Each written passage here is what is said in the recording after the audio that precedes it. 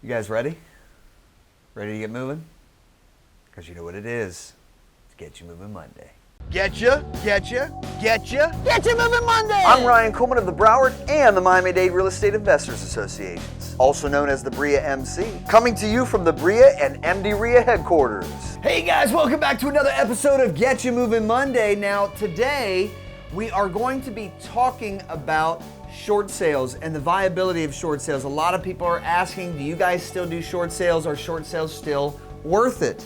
So while we're having this conversation, I actually have a property that I need to meet our contractor at to get an estimate on. It might be a new rehab project for us. So while we take a ride in the car, let's talk about it.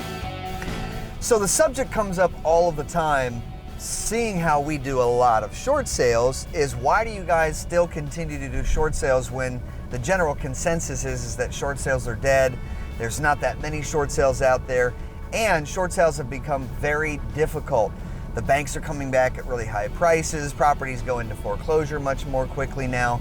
So the answer to the first question, do we still see short sales as a viable deal? Absolutely. There's no question that we are still making money on short sales. I'd say in the last 6 months, we've probably flipped at least another 7 to 10 short sales wholesale that we've done over $20,000 a piece on. And we have 2 properties right now that we are currently rehabbing that were short sale properties as well. So that should answer your question as to whether short sales are still making us money or not. Now, I'm not saying that short sales aren't difficult and haven't become more difficult. From 2008 till about 2014, when we were working short sales, we were getting them improved in less than 4 months. We weren't having a whole lot of negotiation back and forth, meaning the bank was accepting our original asking price, and we weren't getting those nasty deed restrictions on properties where they tell you that, of course, you can buy it at this price, but you can't resell the property for 90 days, making you close on the property. So now the few things that have changed, the game has changed a little bit, so we just kind of have to change our rules and our procedures and how we deal with short sales. Now, the name of the game for short sales has been the same since we've started them. Feed your pipeline, get as many short sales going in your pipeline as possible, because you are going to have some deals where the bank's going to come back at a price that's just too high. You're going to have to put a third-party buyer in place, and hopefully you can still keep maybe one side or both sides of the commission. So you still want to try to feed your pipeline, but now we are having about 20%, 15 to 20% that are coming back at prices that are just too high.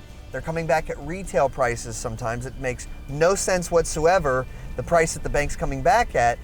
But what we do in those cases is that we still find a third-party buyer. We still make sure at the end of the day that we get our homeowner out of foreclosure, and we still at least recoup any expenses that we spent, like inspection reports and that sort of thing, to argue pricing. We'll still recoup that from getting one or both sides of the commissions. But barring that, the rest of our short sale deals we're still making money on. So a few things that we've started to do in regards to the change in the game on the side of the bank and the side of the courts. So number one, we're starting to see that foreclosure sale dates are coming up much faster, and the postponements are getting much more difficult. So one of the things that we have to do is we have to make sure that we submit not only the contract for the postponement to show that we're purchasing the property, a cash purchase. We show our proof of funds to show it's an actual real bona fide offer.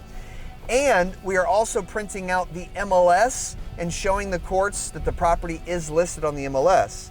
Now, in addition to this documentation, we recently had a judge deny our postponement on foreclosure sale because they said there wasn't enough evidence to show that we were actually working with the bank on the short sale, which doesn't really make a whole lot of sense because the bank's attorney is in court.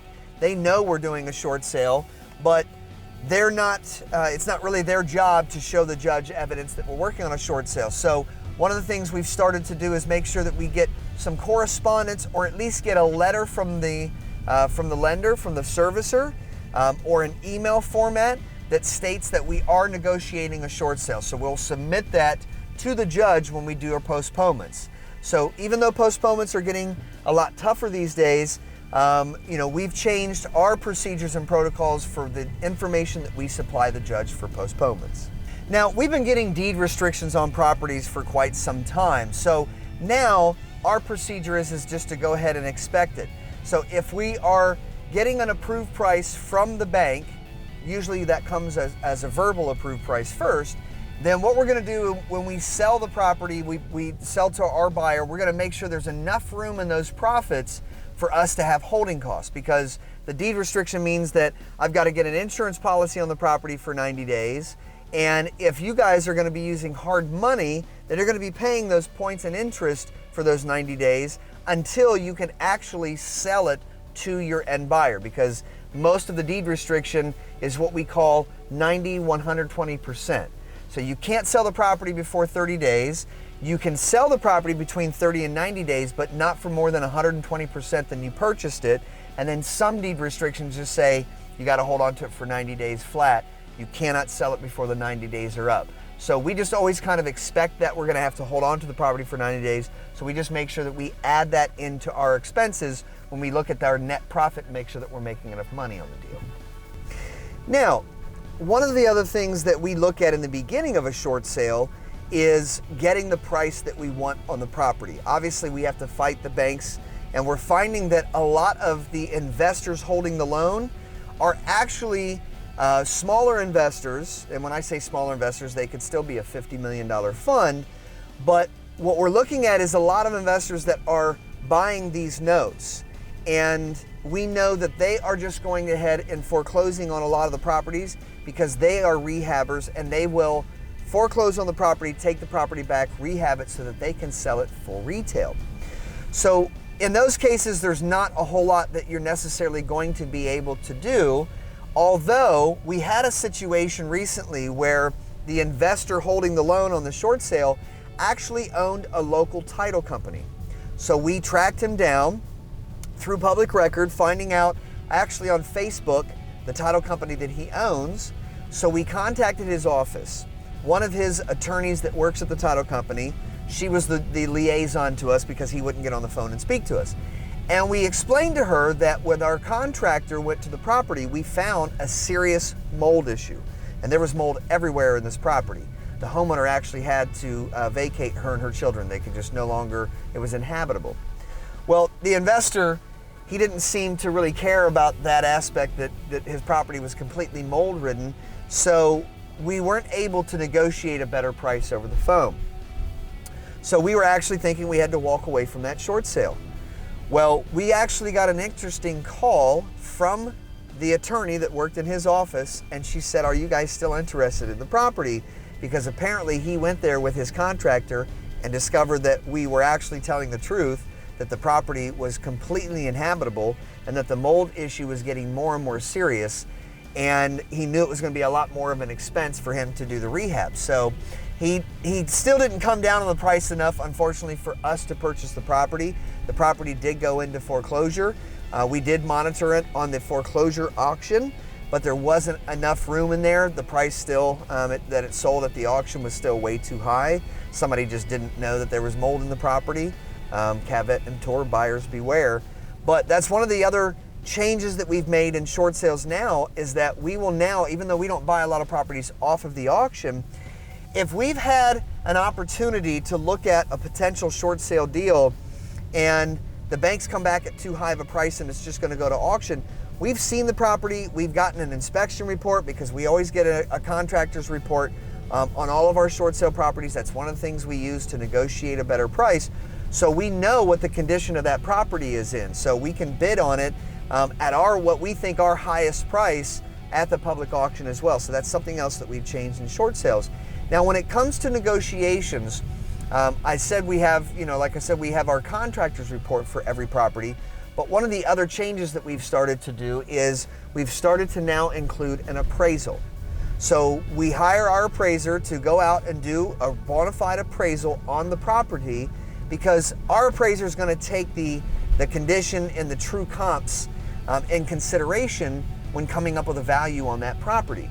Whereas the bank, when they send out an appraiser or a BPO agent, of course, they're going to inflate the price on that property. So when we actually come to the point of negotiating back and forth, not only will we submit our contractor's report and inspection report if there's mold, any kind of additional reports, but also our appraisal as well. And we'll have the listing agent do a CMA report.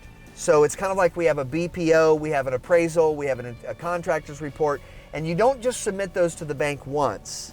When you get in negotiations, although you have submitted those, they will put those under miscellaneous, but when you escalate it to upper management, you want to then send those documents again, because 9 out of 10 times we find out that the supervising agent or negotiator that is on that file at the bank has never even seen the inspection reports. And we've actually gotten emails back where they say, oh, this makes sense now why you're offering such a low price, because now we see the true condition of the property. Because our inspection reports also include a lot of pictures for them to go through. So one of the things I will tell you about your BPOs and about your inspection reports is that yes, we inflate the numbers a little bit on our inspection reports. Yes, we use a little bit of the lower end comps, but banks aren't stupid.